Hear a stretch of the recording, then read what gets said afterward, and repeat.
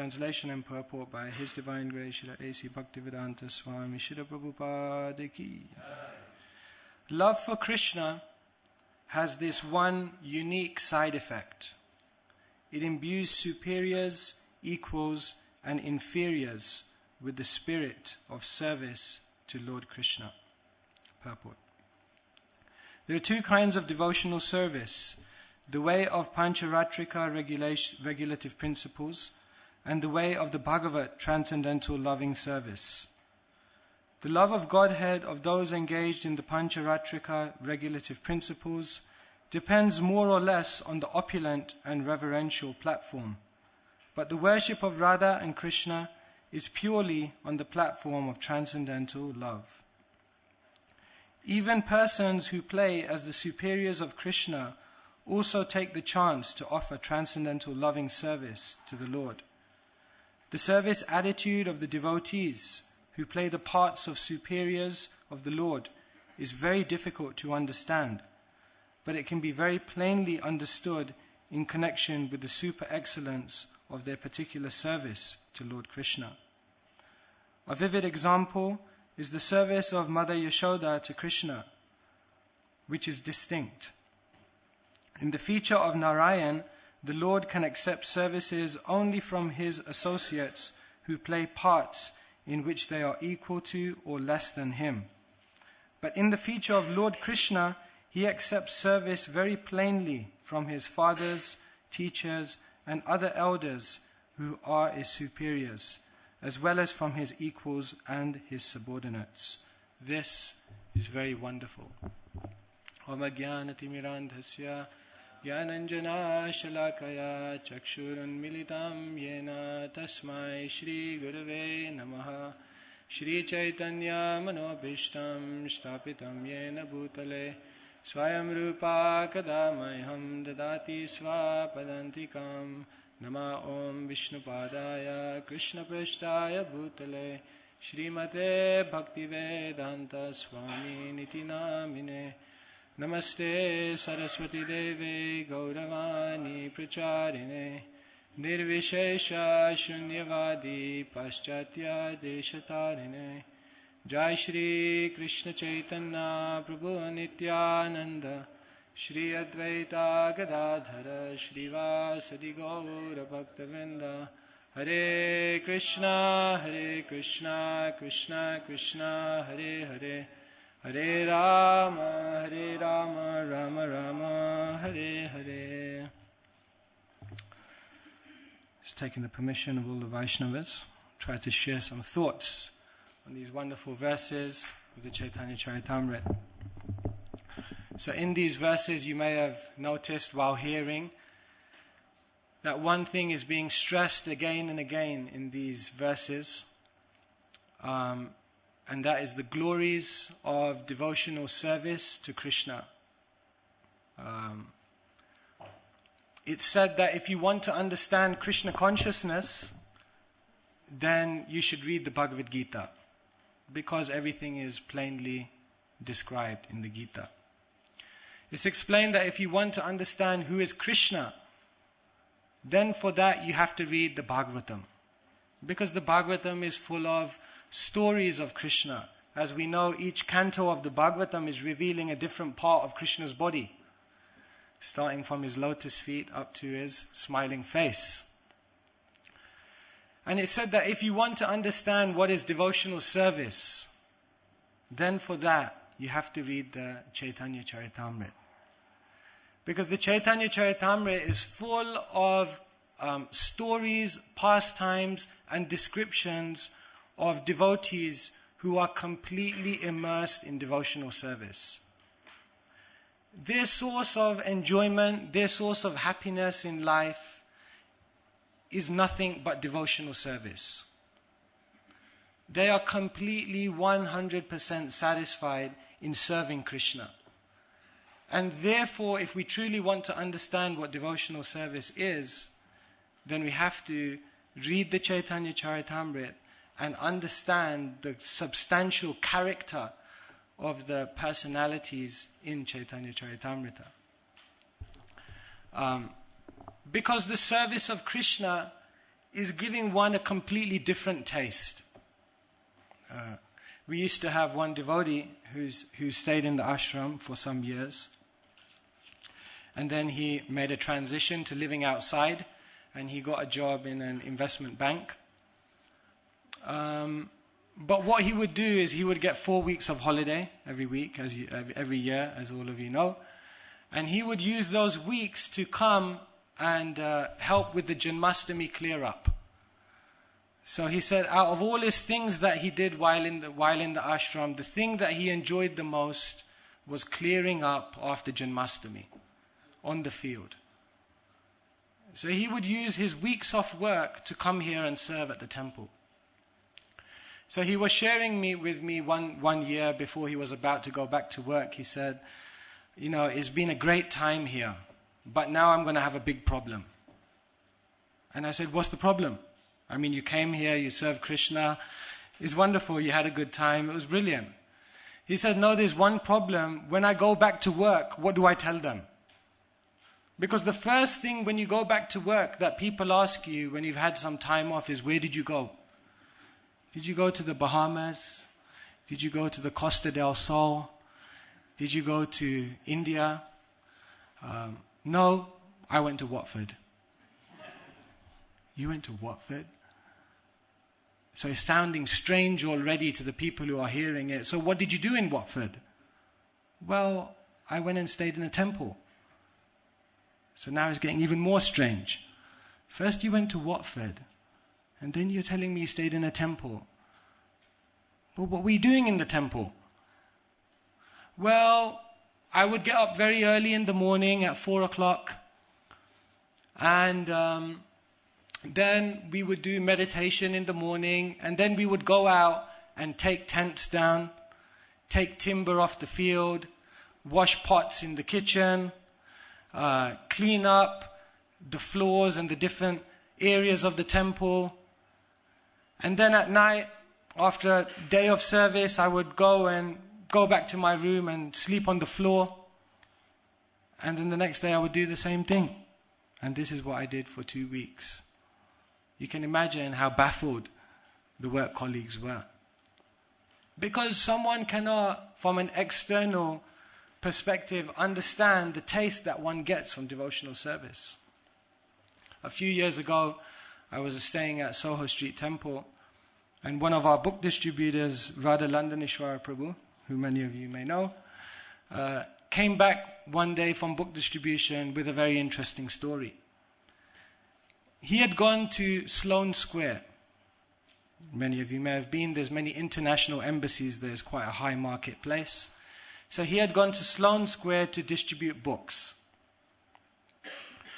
So in the course of distributing books throughout the day, one very affluent person came up to him.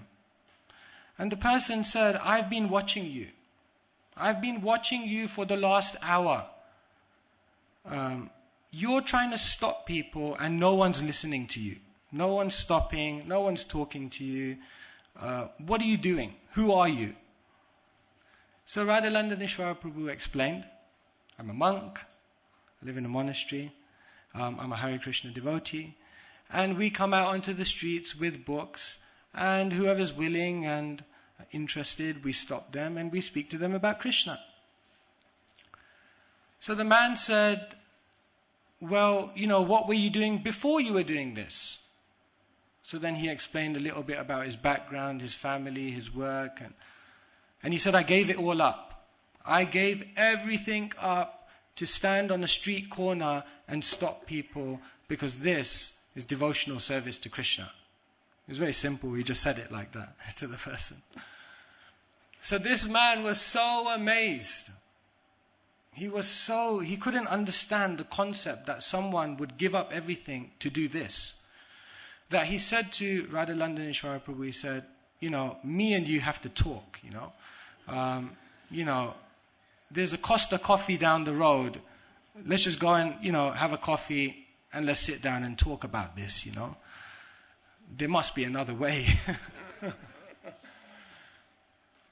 And he said, well, I would love to. Well, I'll take your contact details And, we can meet at the temple or something. But, today I'm out on the street and I have to distribute books. This is what I do. So the man said, no, we need to speak now. Radhanand Shah's Prabhu said, well, I've got a service to do, It is my service to Krishna to distribute these books. So the man, he looked at the box of books and he said, how many books are there? So Radhanand Shah, he had counted it up, obviously, before he came. So he said, there's 50 books there. The man said, how much does each book cost? He said, £5 each. So the man took out his checkbook and he wrote, £250. He goes, there. I've bought all your books. You don't have any books. Now let's go and talk. True story. So then they went to Costa Coffee and they had a 3-hour discussion about Krishna consciousness. So it was a good day. All the books were gone, full Lakshmi collected, slipped in a 3-hour Bhagavatam class in the middle, and he even had a nice hot herbal tea. People are amazed. People are amazed because they haven't tasted what devotional service is. This is why a Vaishnava exists. A Vaishnava, the basic identity of a Vaishnava is that a Vaishnava is a servant. Everything that we do in our spiritual life is just supposed to boil down to this. That we learn how to become a servant of Krishna, we learn how to become a servant of the Vaishnavas, and we learn how to become a servant of humanity. This is really what a Vaishnava is. Beyond everything else that we label ourselves as, essentially, we are a servant of Krishna. Our Kishore Prabhu, who was initiated by Srila Prabhupada, at his initiation he told a very wonderful story that he came in front of Srila Prabhupada and Prabhupada gave him the beads and he said, from today you will be known as Kishore Das. So everyone was Haribol. And then Prabhupada looked at him and said, do you know what Kishore means? So he said, no, I don't know. So Prabhupada explained, Kishore means Krishna, who is the adolescent, who is roaming on the banks of the Jamuna and who in the groves of Vrindavan is enjoying with the young maidens, the young gopis, and in this way is having many, many wonderful amorous pastimes. And then Prabhupada looked at him, but remember, you're Kishore Das, not Kishore. Das is the important part of the name. So the essential identity of a Vaishnava is that a Vaishnava is a servant. In the 3rd canto of the Bhagavatam, Devahuti explains, Nehayat karma dharmaya na viragaya kalpate na tirtapada sevayai jivan api mrito hi saha. It's a very wonderful verse actually. Amazing analysis by Devahuti. She says, Nehayat karma dharmaya. All the work that we do in life, every single activity, all the different karma that we do, is ultimately meant to bring us to the point of dharma, religious life.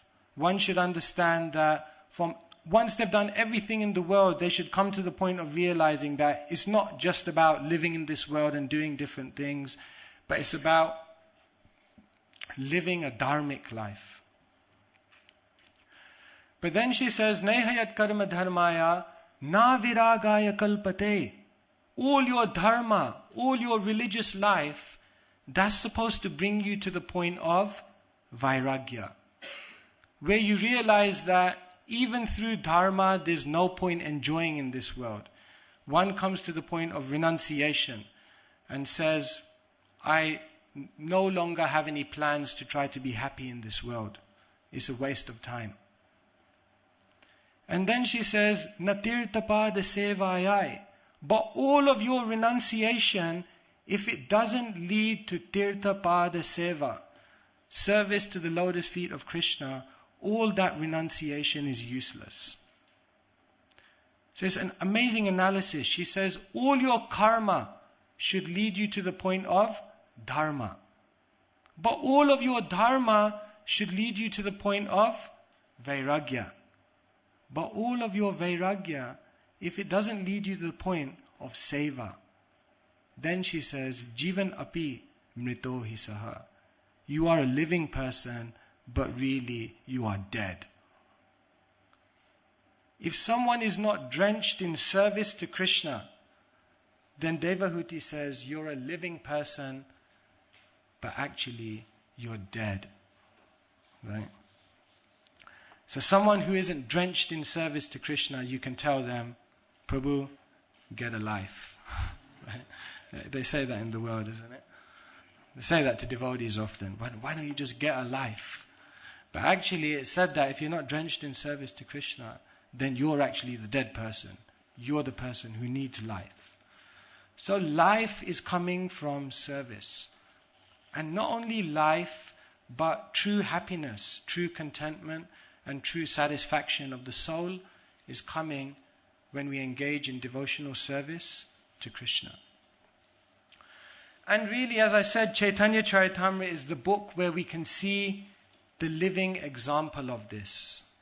That those devotees who don't think about anything in their life except serving Krishna, those devotees are the happiest devotees. And therefore, if we just take a look at some of the different characters in the Chaitanya Charitamrita, then we'll have an understanding of what the quality of devotional service is and how that brings happiness in our life. Of course, devotional service is not just about the activity. It's about the mood as well. One time someone came to Bhaktisiddhanta Maharaj's math, and he saw a young devotee, and he saw someone who'd been around for 30 years. So he saw the young devotee, and he saw the young devotee was chanting. And then he saw the older person, 30 years, and he saw that that person was also chanting. So this person came to Bhaktisiddhanta Maharaj and he said, my God, no progression, huh? No career development in this temple, huh? Someone's been around for 1 month, and someone's been around for 30 years, and after 30 years he's still doing the same thing, chanting. Bhaktisiddhanta Maharaj told him that it's not the same thing. That person may be chanting, and this person may be chanting, but their level of chanting is completely different. And then he gave an analogy. He said, just like someone coming to school in the first year will learn their ABC, and someone who has been in school after 20 years will use and write that same ABC, but will write it in an algebraic equation. They're both writing ABC, but the complexity of what they're doing is completely different. So if someone comes along and says, this person's writing ABC, and that person's writing ABC, after 20 years, didn't he learn anything more? No, he did. This second ABC is on a much higher level. So similarly, two devotees may be practicing devotional service, and externally it may look the same. But the internal mood of that service and the devotion with which it's performed is what really makes the difference.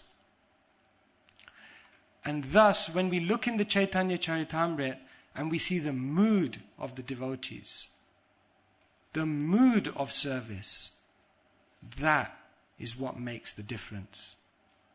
Because here in these verses, a lot is being talked about that if you perform devotional service, you will become ecstatic. And someone may say, I'm doing it. I'm performing devotional service, but I'm not feeling the ecstasy. Then we have to see what is the mood of the service of these devotees and what is our mood of service. Does our mood of service match with this mood? And that's the analysis we have to make. In the Chaitanya Charitamrita, we find the pastime of Govinda. that Lord Chaitanya, in the final 18 years of his life, he lived in Jagannath Puri. And there he was served by Govinda. So one day after an ecstatic kirtan, Lord Chaitanya went to take bath, and then he took prasadam, and then feeling great exhaustion, Lord Chaitanya lay down in the Gambhira, in his room. Now it was a long-standing tradition that Govinda, after Lord Chaitanya would take rest, would come to massage Lord Chaitanya's legs. And then after massaging Lord Chaitanya's legs, Govinda would go and take prasadam himself. So this day, Lord Chaitanya, who had laid down for rest, Govinda came for his service. But this day when he came, there was a slight complication. The complication that Lord Chaitanya was so tired that he lay down right in the doorway.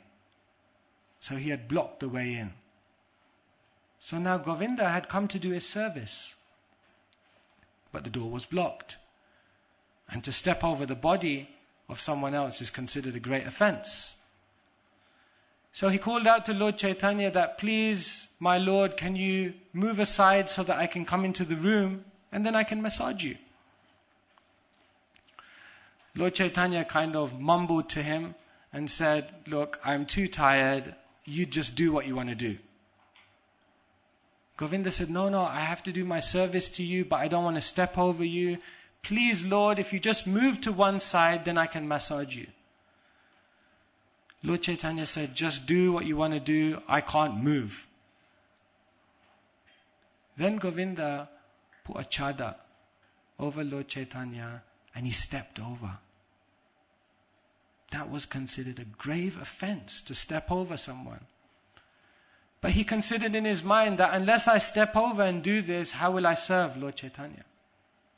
So he stepped over and then he began to massage Lord Chaitanya. After 45 minutes, Lord Chaitanya woke up. Lord Chaitanya looked at Govinda and he said, what are you still doing here? You've massaged me, why didn't you just go and take prasadam like you do every day? Govinda said, how could I take prasadam? You're blocking the doorway. But Lord Chaitanya said, yeah, I'm blocking the doorway, but how did you get in? He said, I stepped over your body. So Lord Chaitanya said, so why didn't you just do the same to take prasadam? Govinda said, for your service, I can commit so many offenses that I may go to hell. But for my own pleasure, for my own sense gratification, how could I do such a thing? Such an amazing mood of service. The servants of Lord Chaitanya are completely selfless. Completely selfless. For Krishna, they'll do anything. But for themselves, they don't expect one small bit in return.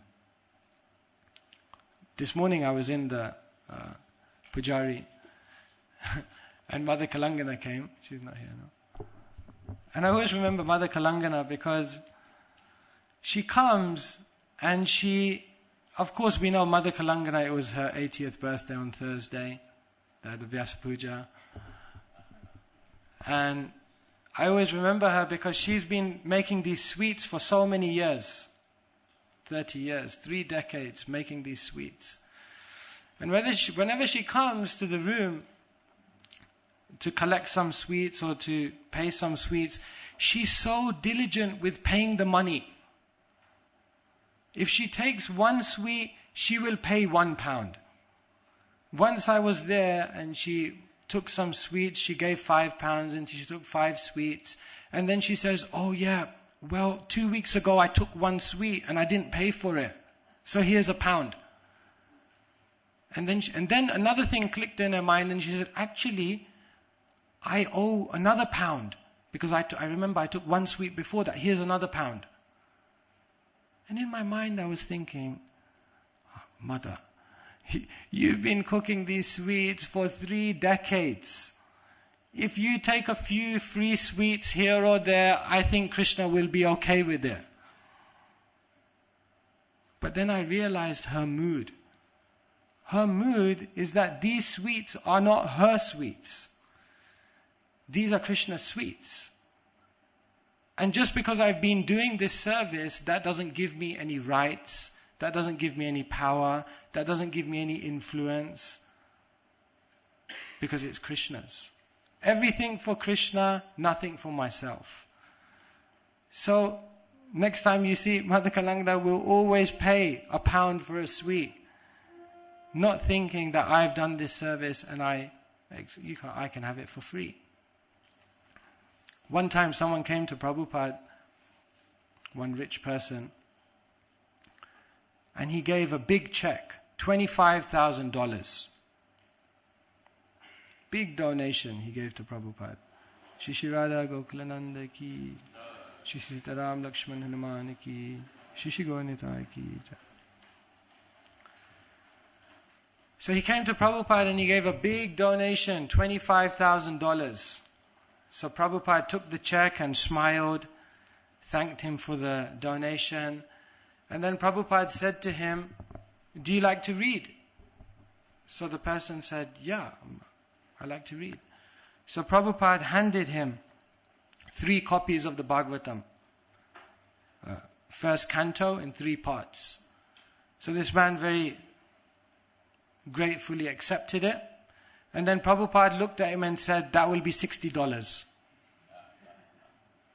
So this person looked at him and said, my God, I just gave you a check for $25,000.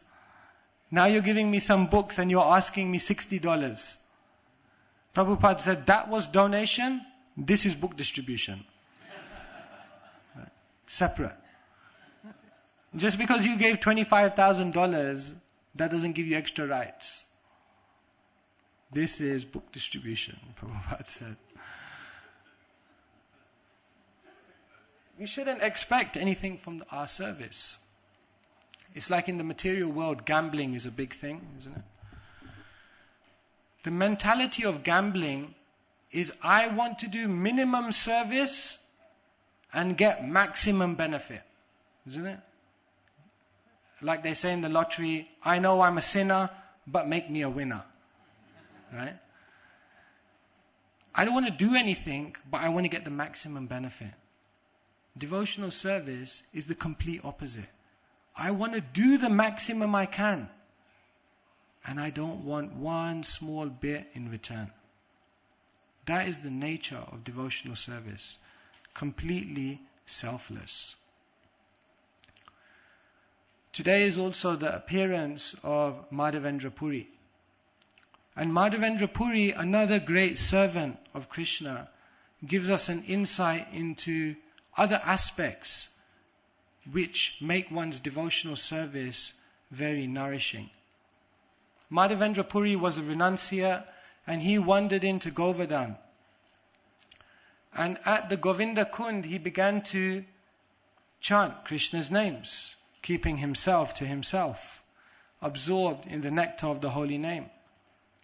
So as we know, one day, one small boy came to him and gave him a pot of milk. Madhavendra Puri was wondering, who is this boy? And then later on, after that boy had left, Madhavendra Puri got a dream. And he realized that boy was Krishna.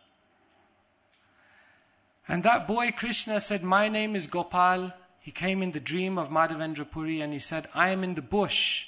I've been in this bush for many, many years. I want you to come to this bush, take me out of the bush. I want you to install me on the top of Govardhan Hill. And then I want you to create a temple. And then I want elaborate worship. So it's like Madhavendra Puri was just some renunciate, wandering mendicant who just came to Govardhan to just chant Krishna's names. And now Krishna came into a dream, came into one of his dreams and started giving him a list of services. Take me out of the bush, install me on Govardhan Hill, create a big festival of worship. He did it. Madhavendra Puri did it. It's said that he organized an amazing festival, an amazing worship of standard of worship of Gopal, He arranged everything in one day. He did it all. And then the worship of Gopal continued for 2 years. And then it said Madhavendra Puri had another dream. And in that second dream, the same Gopal came to him again. And in the second dream, Gopal said to him, now I want you to go to Jagannath Puri and collect sandalwood, because I want you to put sandalwood on my body because I'm feeling too much heat. So to go to Jagannath Puri, that was such a big task. To walk all the way to Jagannath Puri in the sweltering heat, to carry all of this sandalwood back to that place. Very difficult. It said that there were so many obstacles in this service. He had to pass through provinces which were ruled by Muslims, which gave a lot of problems. It said that he didn't even have any money to purchase the sandalwood. It said that even when he purchased the sandalwood, he had to go through so many tribulations to get the sandalwood through different borders and different provinces. It was a very difficult service. But Madhavendra Puri did it. Because Madhavendra Puri realized that this is the service of Krishna, and if I have to make a sacrifice for Krishna, then that sacrifice is actually what's going to bring me the greatest happiness. So therefore we see that this is another mood that has to come into one's devotional service. The mood of sacrifice.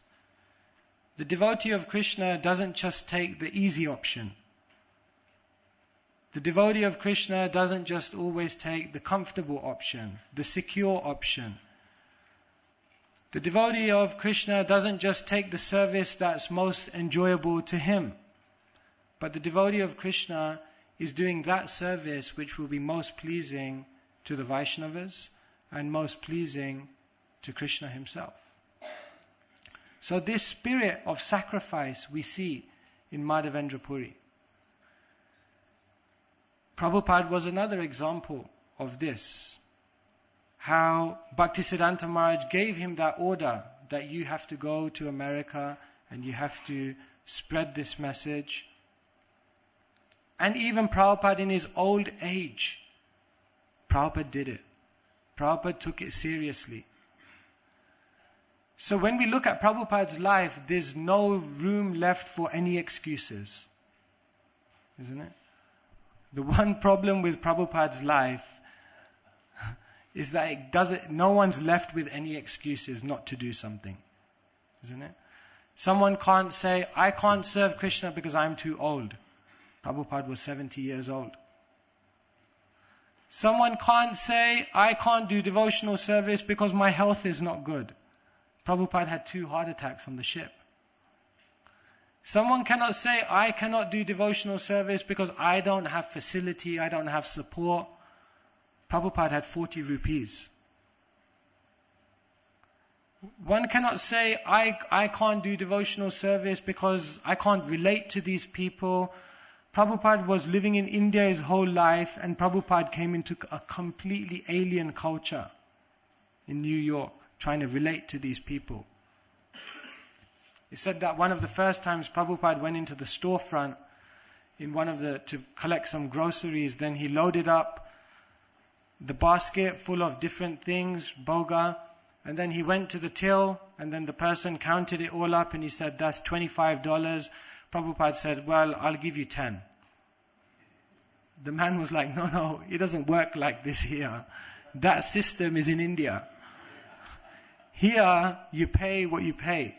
Completely different culture.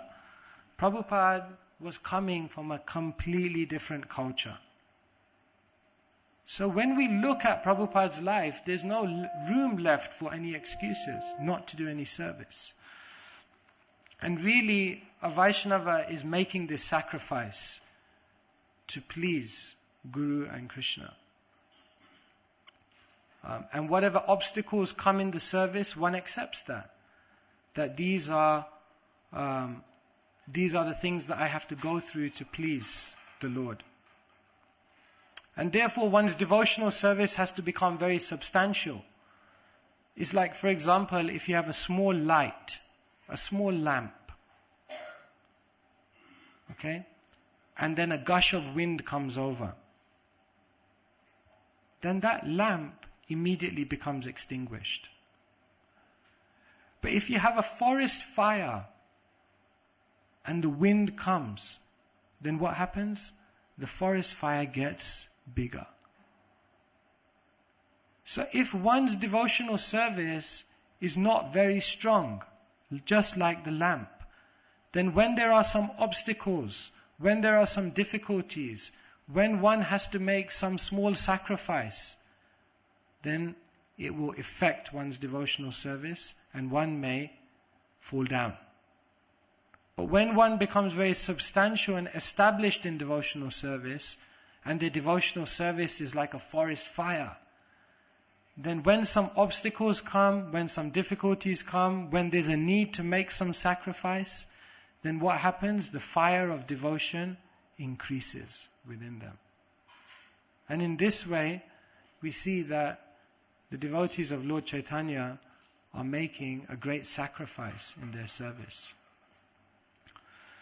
Then we see in another pastime of the Chaitanya Charitamrita, we have Raghava Pandit. It said, Sachira Mandire aur Nityanand Nartane, Shrivasa Kirtane aur Raghava Bhavane. Lord Chaitanya appeared always in 4 places. Lord Chaitanya was always in the temple of Sachimata. He was always wherever Lord Nityananda was dancing. He was always in the kirtan of Srivas Thakur. And he was always in the house of Raghava Pandit. Kaviraj Goswami says, Ei chari thani prabhur sada avirbhav. In those 4 places, sada avirbhav, the Lord was always there. Why?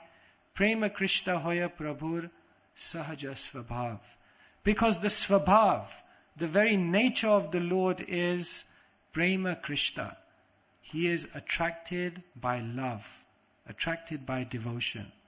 And where there is love, where there is devotion, where there is intense desire to please the Lord will appear.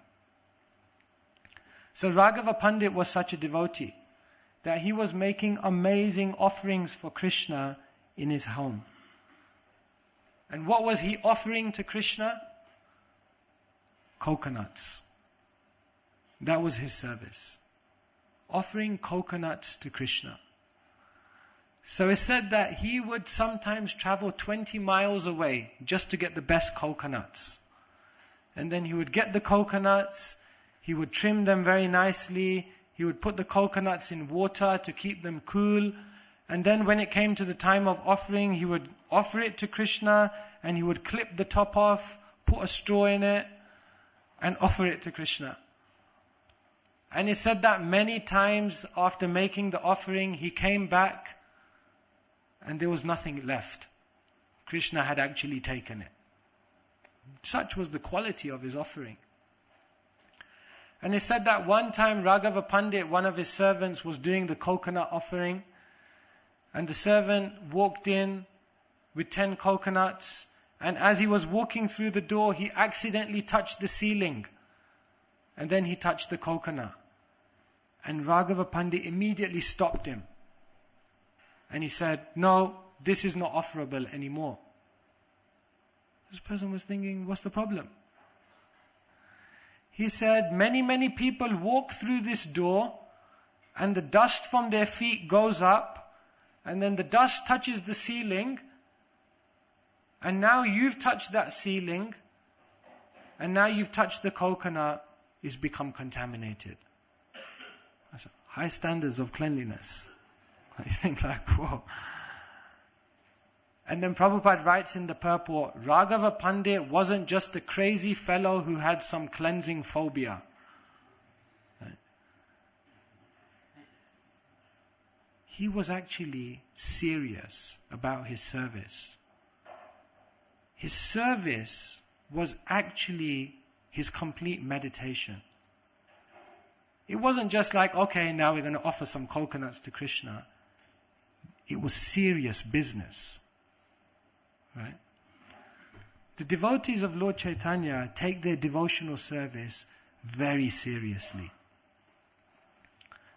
Some months ago, I had the fortune of cleaning the toilets with Prayojana Prabhu. So Prayojana Prabhu is not here, so I'm saying this story. So you think like, okay, cleaning the toilets, it can't be that difficult, you get some detergent, some liquids, a few sponges, and just get the job done. When Prayojan Prabhu cleans the toilets, it's a complete science. Okay? He was teaching me how to clean the toilets. It took him 2 hours to teach me. I needed a pen and paper to write down everything. He has measuring jugs to measure how much liquid you put in. There's a special sponge for everything. There's a whole process of what you do first, what you do second. It's a whole thing. I said to Prayojan Prabhu, cleaning the toilets is more complicated than doing the Mangalarti transfer. Right? But Prayojan, this is a Vaishnava. A Vaishnava takes the service very seriously. It's not just a casual thing. If it was me, I'd think like, okay, let's just clean the toilets, we just get it done. We got other things to do, I've got bigger samosas to fry in my life, than just clean toilets. But the Vaishnava is so serious about their service that they do it with amazing attention and amazing devotion. When Prabhupada created the Krishna Balaram temple, then he said to his managers, huge temple, he said, I am judging the entire management of the Vrindavan temple on one thing. So everyone was interested. Prabhupada said, I am judging the entire management on Vrindavan temple based on whether the bell is rung on the hour, every hour. We think like, there's a big temple, there's many things to do, Okay, there's a bell there and the bell needs to go off every hour. Prabhupada said, no, it must go off every hour, and I'm judging the management of the temple on whether this happens. Such attention to detail. So, no service is insignificant for a Vaishnava. Every service, because it's being done for Krishna, is being done with great seriousness. Just on Friday was the disappearance of Jayananda Prabhu. So I was reading a bit about Jayananda Prabhu on that day. And of course, Jayananda Prabhu, disciple of Srila Prabhupada, is an amazing, inspirational example of someone who was so enthusiastic in their service. And he said that once a new devotee came to the temple, and the first service they gave to him was to take out the rubbish with Jayananda. Jayananda was a senior devotee. He had been around, senior in that sense, for some years. But he was still doing the most menial tasks. But although he was doing the menial tasks, he was so enthusiastic.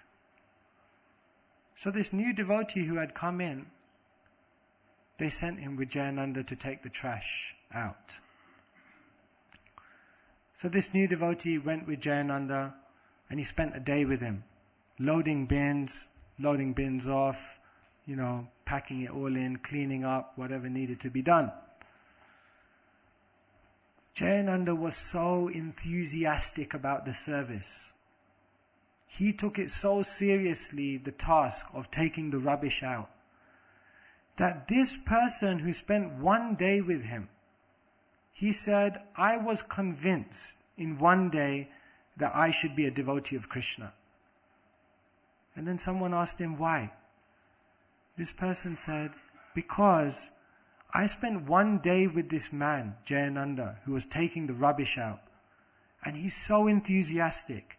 He's so happy that I thought to myself, if the person taking out the rubbish in this temple is so happy, imagine what everyone else is like.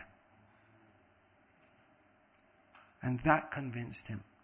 Because Jayananda was such a devotee that his service was serious contemplation. So like this, we're seeing that this is another mood of service, that it must be taken very seriously. And then in another pastime of the Chaitanya Charitamrita, we find Lord Chaitanya is taking sannyas. So Lord Chaitanya, at the age of 24, accepted the renounced order of life. So this was obviously a very traumatic experience for Sachimata. First, Sachimata had lost Vishwarup. Then Sachimata had lost Lakshmi Devi. Then Sachimata lost Jagannath Mishra, her husband. And now Lord Chaitanya was also taking sannyas. It was a great pain within her. After Lord Chaitanya took sannyas, he wanted to go to Vrindavan. But Nityananda tricked him and instead took Lord Chaitanya to Shantipur. Lord Chaitanya arrived at Shantipur and Sachimata was there. So Sachimata said, please, my one request is, while you spend these days in Shantipur at the house of Advaita Acharya, please let only I want to cook for you. Please give me this service. So all the devotees agreed, you can cook. So finally, when it came to Lord Chaitanya leaving, Sachimata said, there's one great pain in my heart. You're taking sannyas, and that in itself is so difficult for me. But what is more difficult for me is that not only have you now left home and taken sannyas, but I will not hear anything about you. I will not know where you are, what you're doing, how you are. Therefore Sachimata said, I have one request to make. My one humble request is, can you please stay at Jagannath Puri?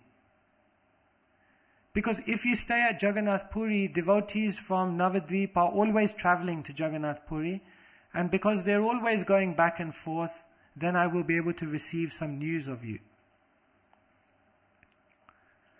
Lord Chaitanya, although he took sannyas, although in Lord Chaitanya's life he showed the pristine example of how to be a strict sannyasi, when this request was given by his mother, he was sensitive to that request. And he did it. He stayed at Jagannath Puri. Lord Chaitanya was teaching the world that while doing our devotional service, we also must be very, very sensitive to other people. The tendency is when we take up a devotional service, it's between us and Krishna, and if anyone gets in my way, then I'm just going to let them know and get them out of the way. Right? Sometimes we can become very, very insensitive towards others. But that kind of devotional service is not pleasing to Krishna. Of course, the Chaitanya Charitamrita is talking about the dangers of aparad, the dangers of offense. And therefore, through the pages of Chaitanya Charitamrita, we're understanding that one must be very, very careful to be sensitive in the way one is serving. Just a few weeks back, I was on the street distributing books. And I met one person. So, he's a very nice person. Not young, he's older Englishman. So I was speaking to him, so I was saying, okay, right, well, do you read books? Yeah, I read books. Have you ever thought about spiritual things, philosophy? Yeah, I read into that kind of stuff all the time. All right, what philosophies have you looked into? Well, Greek philosophy, Socrates, Plato, other things. Have you ever looked into Eastern philosophy? No, that I haven't looked into, but I've always wanted to. So, imagine like all this within a book that you're thinking, okay, I'm on a winner here. So I said, oh right, so have you ever heard of the Bhagavad Gita? Yeah, I've heard of that book. I've been trying to get hold of that book. So I said, you know what? We have one of those books. Here you go. He said, no, I don't want it.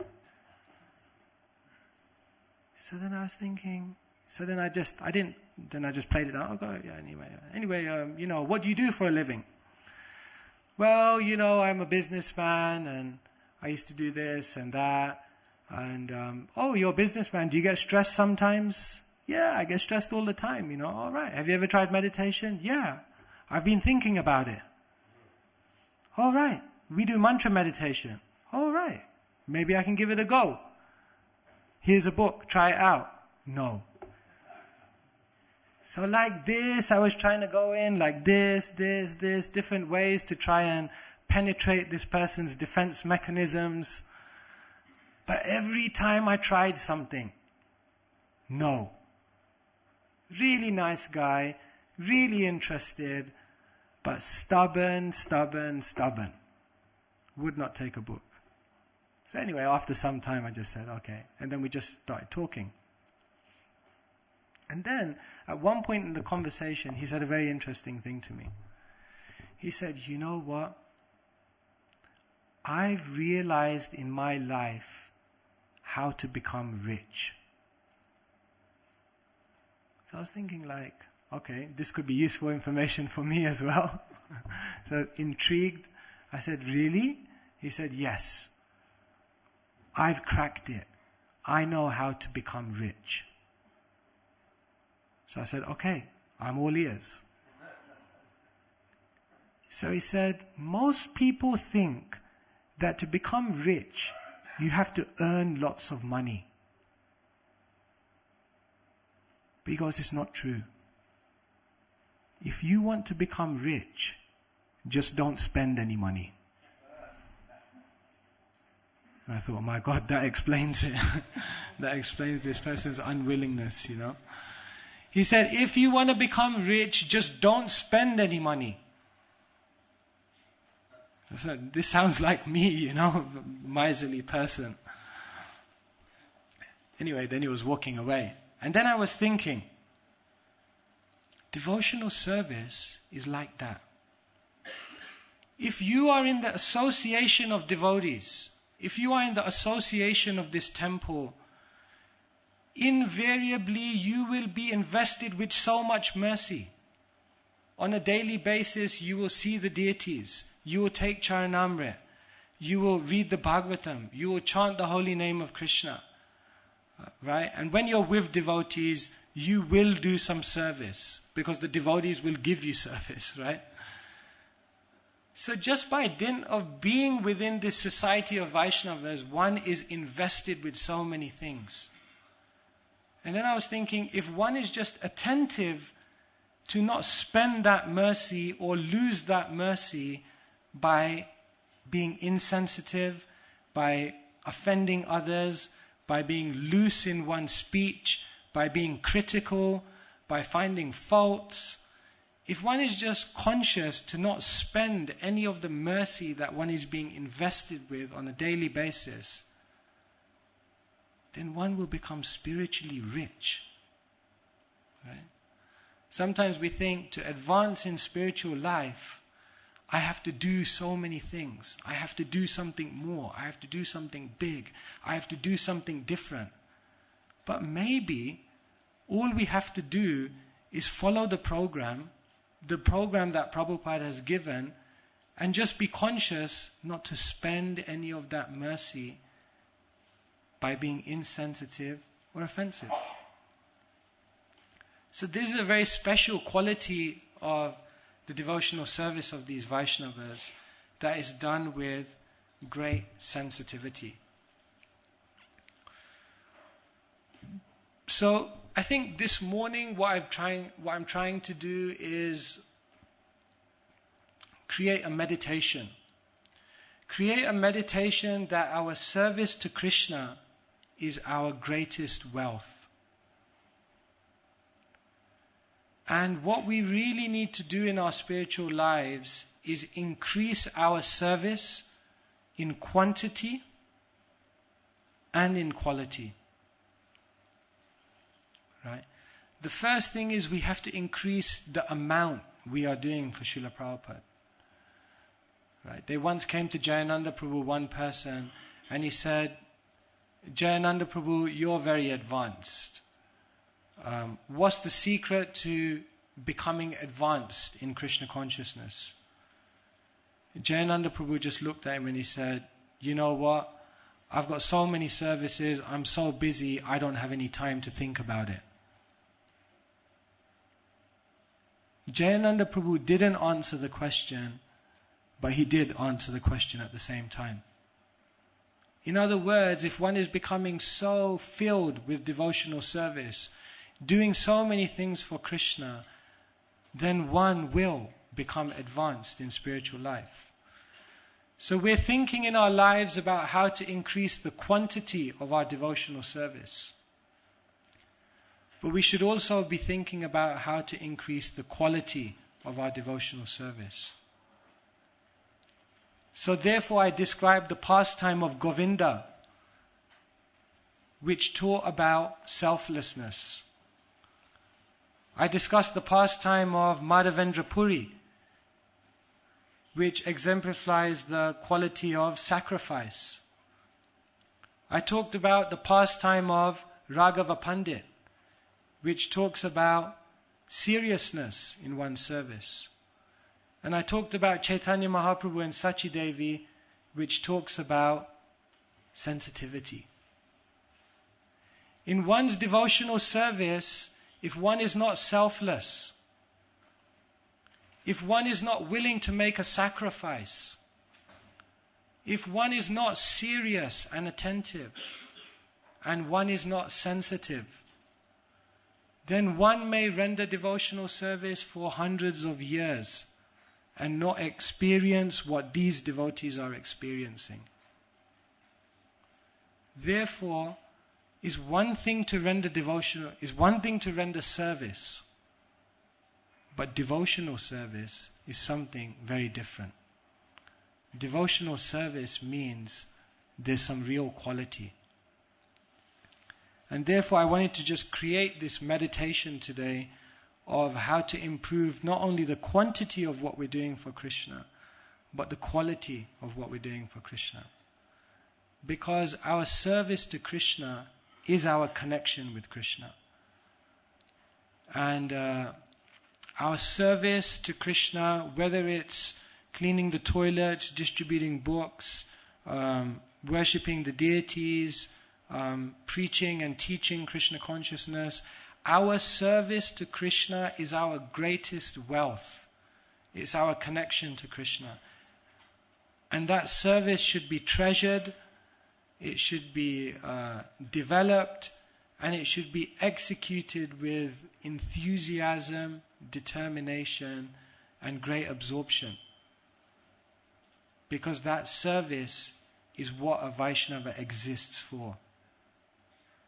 Because remember, as Devahuti says, all of your karma should lead to dharma. All of your dharma should lead to vairagya. But all of your vairagya should culminate in service. And therefore this service to Krishna is our greatest treasure, our greatest wealth. So, there's 10 minutes left until 9 o'clock. I don't want to go on too long. So maybe I'll just stop here. And if anyone has any comments, corrections, or feedback,